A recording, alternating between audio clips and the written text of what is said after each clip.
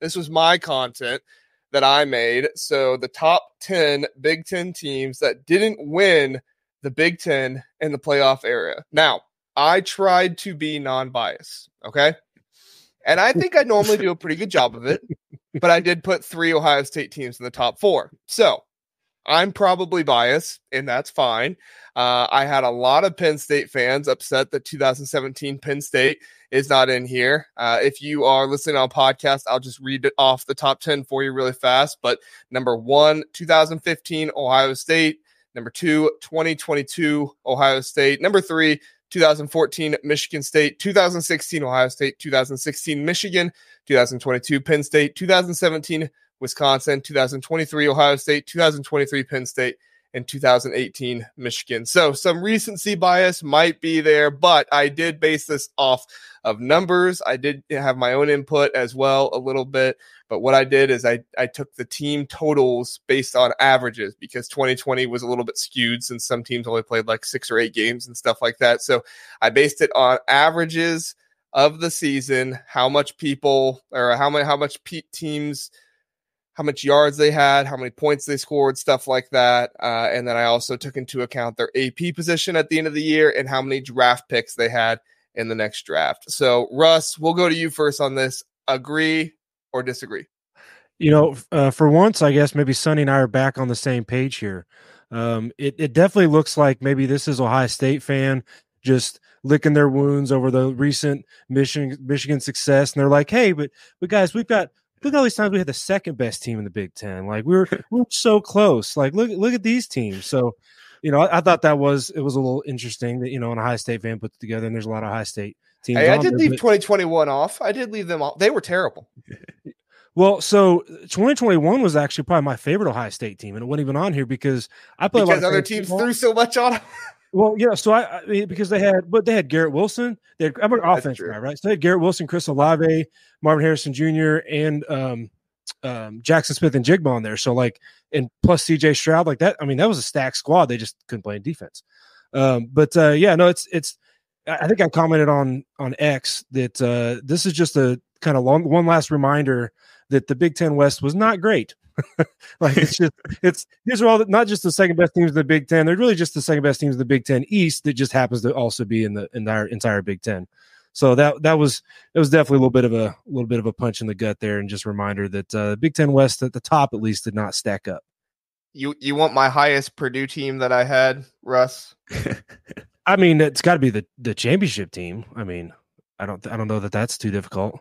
Maybe the team that actually beat Ohio State, maybe. No, those were flukes every year, man. I'm just kidding. I'm trying to find Purdue here. I had them up high. It was 2021. Yeah. Purdue. Yeah. 2021 Purdue. I have them, what is that? 25th. But that includes the winners too. So take away however many winners are in front of them. But yeah, so yeah, I'm already hearing it in the comments. Thank you, Sonny. I tried not to be biased. Anyway, here's a list of my favorite teams. Yes. This is why I'm bringing it on the show, because I'm trying not to be biased, but at the same time, I probably am biased, and I recognize that. So, Travis, man, you've got a team in there, 2004 Michigan State. I had somebody comment and say 2015 Michigan State was better, and I responded, well, you won the Big Ten that year. Yeah, I was going to say we made the playoff that year. On the list, sorry. Well, yeah, both those teams were while I was at school. While I was going to school there. So, I remember the 2014 team being all confident, like before the season, we're getting ready to go to the bars one night, and somebody comes in and is like, "Oh, Braxton Miller's out for the season. We got this wrapped up and everything."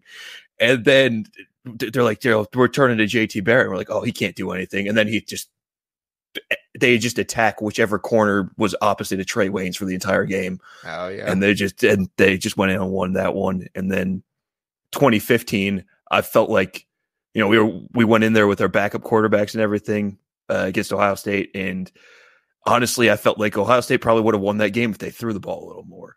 Yeah, I know it was it was crappy weather, but they just kept handing it to Zeke Elliott every time. And the one time they threw it deep, they ended up with a big play, or it was just like out of reach. And that was exactly what Alabama exposed on that Michigan State team that year. But in terms of the entire list, I mean, limiting it to just the playoff era kind of helps that, there aren't many options that you could have left off. So, I mean, it's hard to argue with so many of, and Russ, to your point about the West, there's the only other West team I had down, well, two others was the Minnesota 2019 team that won like 10 or 11 games and lost to, I think it was Iowa. Iowa was their first loss, and that's a hard place to go in and win.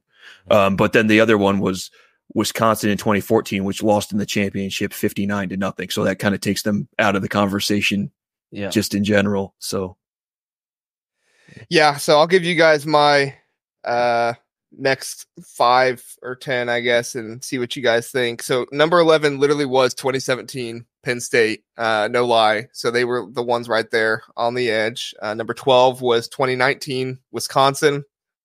2014 Wisconsin was number 13. 2022 Minnesota was 14. 2015 Michigan was 15. 16 was 2019 Minnesota, and then 2019 Michigan, 2015 Wisconsin, 2019 Penn State, and then 2021 Ohio State. So there you go, your favorite team there, Russ. And then, hey, for Sonny, number 20, Illinois, 2022 Illinois almost beat Michigan that year. If Michigan didn't run that pick play, which, I guess arguably it was a penalty or not. I don't know all the specifics on the pick play there, but hey, they almost beat Michigan that year and would have had a pretty darn good year if they had done that. But yeah. So any thoughts on the next 5 or 10 there, guys?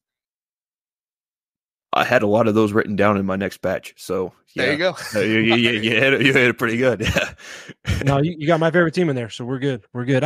I would say I was a little surprised if you're putting your own bias in there that 2022 wasn't number 1, just because they were a missed field goal away from being national champs.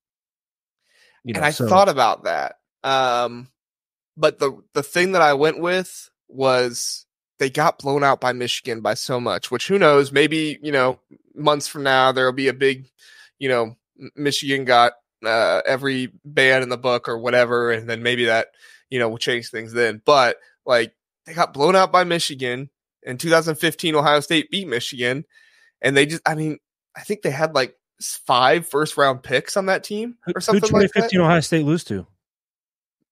Michigan State. You're welcome, Travis. There you go. Yeah, there it is. Yeah. Michael Geiger on the windmill. Team, yeah. Travis's team with their backup quarterback destroyed my soul that year because I thought we were going back to back. I thought we were going to win the national championship and going back to back. And in typical Ohio State fashion, they wet the bed. So yeah, we thought we were screwed when we saw that Cook wasn't playing that day.